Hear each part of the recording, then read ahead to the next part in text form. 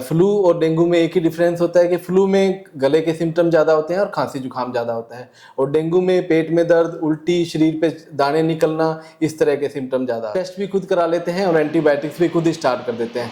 Self medication और self testing से बच्चे की बीमारी बढ़ती है और ज़्यादा हो सकती है। 72 घंटे तक यूजुअली प्लेटलेट्स कम नहीं होती हैं। कई बार बच्चा, बहुत कम केसेस में 5 से 10% बच्चे ही होते हैं जो 72 आवर्स में डेंगू के सीरियस होते हैं। एवरेज ऑन एंड एवरेज 40 से 45 हज़ार डेथ पर ईयर रिपोर्ट होती है सर्वाइकल कैंसर से। नमस्कार, आप देख रहे हैं रेवाड़ी अपडेट और आज हम पहुंचे हैं बाल रोग विशेषज्ञ डॉक्टर संजीव अरोड़ा जी के पास में, जिनको दिल्ली, गुरुग्राम सहित अलग अलग बड़े हॉस्पिटलों में 15 से 20 सालों का एक्सपीरियंस है और रेवाड़ी में वो अपनी सेवाएं दे रहे हैं, रेवाड़ी के मातृका हॉस्पिटल में। और आज उनसे बातचीत करेंगे कि जो बच्चों में अभी जैसे कि बारिश का मौसम है, तो बारिश के मौसम में बीमारियां फैल रही है, लोगों को गले, जो बच्चे हैं उनको गले की संबंधित बीमारियां हैं, वायरल हो रहा है, तो उससे कैसे बचा जा सकता है। साथ ही एक वैक्सीन, कैंसर को लेकर एक वैक्सीन मार्केट में है, बहुत सारे लोगों को उसकी जानकारी नहीं है क्योंकि तेजी से कैंसर फैल रहा है। कम एज के जो युवा हैं उनको भी कैंसर हो रहा है, तो उस कैंसर से कैसे वो बच सकते हैं, उसके लिए एक वैक्सीन मार्केट में आ गई है। सर, सबसे पहले तो यही कि जो आजकल बारिश का मौसम है, बारिश के मौसम में अब देख रहे हैं कि बच्चों को गले से संबंधित दिक्कत या वायरल, और अचानक बच्चा तेजी से बीमार हो जाता है, तो ऐसी स्थिति में क्या करें? बच्चों को फ्लू का इन्फेक्शन बहुत ज़्यादा आ रहा है, खांसी जुकाम, बुखार, गले में दर्द। उसके लिए हमारी सबसे पहली है कि प्रिवेंशन कैसे करें कि जो बच्चे बीमार हैं एक दूसरे के साथ मिक्स नहीं करें। वो कोविड वायरस की तरह ही फैलता है। बच्चों को स्कूल नहीं भेजें। एक बच्चा बीमार है, दूसरे बच्चे का एक साइकिल बन जाता है जिससे कि वो सारे बच्चों में फैल जाता है। तो जो बच्चे बीमार हैं वो हॉस्पिटल में, उनको स्कूल नहीं भेजा जाए ताकि कम से कम हॉस्पिटल में आना पड़े बच्चों को। पहली प्रिवेंशन यही है। फिर नॉर्मल जो पैरासीटामोल की दवाई है वो शुरू कर दें, नॉर्मल खांसी जुकाम की दवाई दें। अगर दूसरे तीसरे दिन के बाद भी सिम्टम परसिस्ट करते हैं, बच्चा ज़्यादा प्रॉब्लम करता है, तो फिर बच्चों के डॉक्टर को दिखाएं।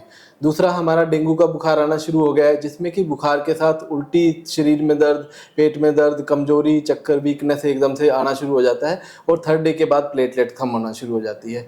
तो 72 आवर्स तक हम पैरासीटामोल देके ऑब्जर्व कर सकते हैं और ORS का पानी बार बार पिला सकते हैं।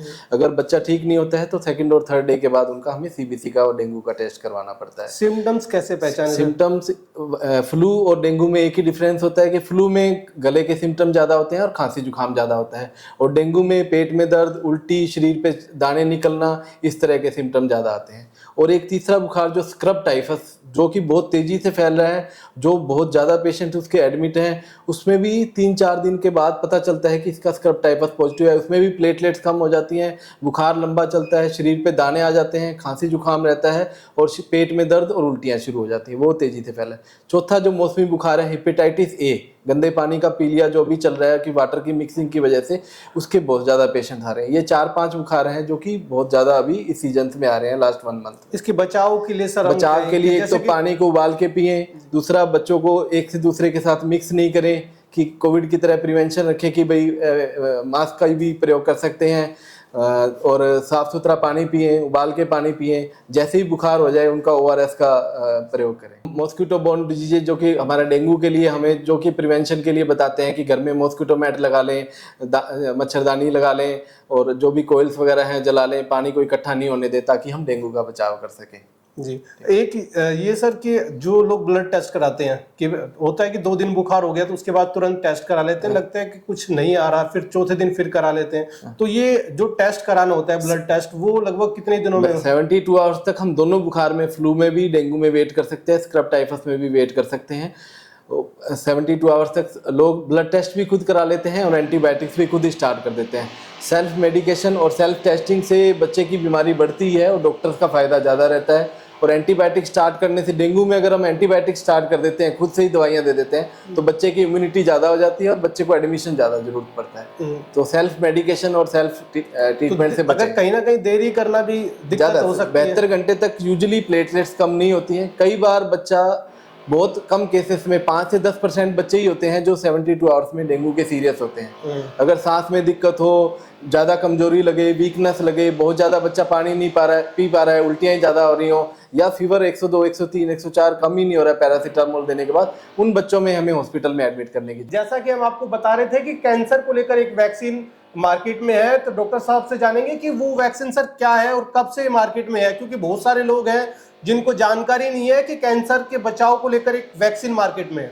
HPV ह्यूमन पेपिलोमा वायरस है, जो कि जिसको हम हिंदी भाषा में सर्वाइकल कैंसर वैक्सीन बोलते हैं, जो कि फेमस है कि लड़कियों में अगर छोटी एज में लगा दी जाए तो बाद में चल के सर्वाइकल कैंसर कम होता है।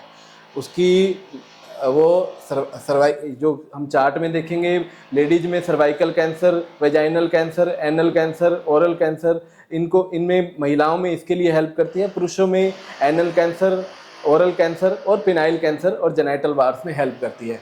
तो ये कुछ बीमारियां हैं जो लेडीज लड़कों में और लड़कियों में अगर टाइम से, जिसकी एज होती है कि 9 से 26 साल की उम्र में अगर लगा दी जाए तो उसकी इम्यूनिटी बहुत ज़्यादा रहती है। और सबसे अच्छी एज है कि 10-11 साल के बच्चे को अगर वो वैक्सीन लग जाती है तो 90 से 95% तक सर्वाइकल कैंसर होने का खतरा कम हो जाता है। अच्छा, 9 साल का अगर मेल या फीमेल दोनों बच्चे लगवा सकते हो, और ज़्यादा से ज़्यादा एज क्या है सर इसकी? 26 साल तक ही मैक्सिमम बेनिफिट होता है।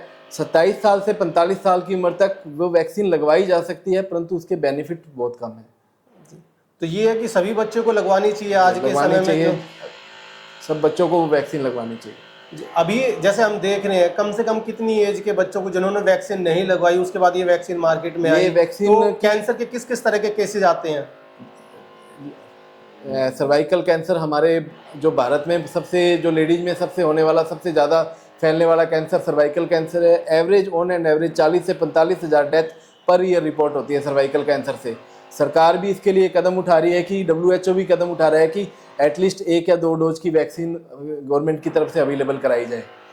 इसका सर जो वैक्सीन का प्राइस क्या है, और फिर आपकी तरफ से भी, अब जैसे आप बता रहे थे कि शायद किसी संस्था के साथ मिलकर आप, हम लायंस क्लब की तरफ से जुड़े हुए हैं। लायंस क्लब की तरफ से हम हर 2 महीने में सर्वाइकल कैंसर वैक्सीनेशन का एक कैंप लगाते हैं। इसमें हम कम से कम प्राइस में 1300 रुपीज़ की ये कैंसर अवेलेबल कराते हैं, जिसके लिए हम एक नंबर आपको दे देंगे, जिससे आप अपना कनेक्ट कर सकते हैं और अपना नाम नोट करा सकते हैं। Next camp first week of October में है। उसके अलावा भी हॉस्पिटल, मातृका हॉस्पिटल में लोग आ सकते हैं? सब जगह है। सब बच्चों के डॉक्टर्स के पास एक वैक्सीन अवेलेबल रहती है। यूजुअल जो सर्वावैक इंडियन कैंसर की वैक्सीन है वो 2000 रुपये की है, जो बाहर से बन के आती है वो 4000 रुपये है। कंसेशनल जो हम कैंप में लगाते हैं उसका प्राइस काफ़ी कम होता है। तो कुल मिलाकर ये है कि जो वैक्सीन है वो बचाव करती है कैंसर को लेकर। तो 9 साल से जो बच्चे बड़े हैं और 26 साल तक के बीच के जो लोग हैं वो इस वैक्सीन को लगवा सकते हैं। ज़्यादा जानकारी के लिए हम डिस्क्रिप्शन में और डिस्प्ले पर नंबर डाल देंगे, आप डॉक्टर साहब से संपर्क कर सकते हैं। साथ ही इससे रिगार्डिंग और भी अगर आपको जानकारी चाहिए तो आप रेवाड़ी के मातृका हॉस्पिटल आ सकते हैं, साथ ही दिए गए नंबर पर संपर्क कर सकते हैं।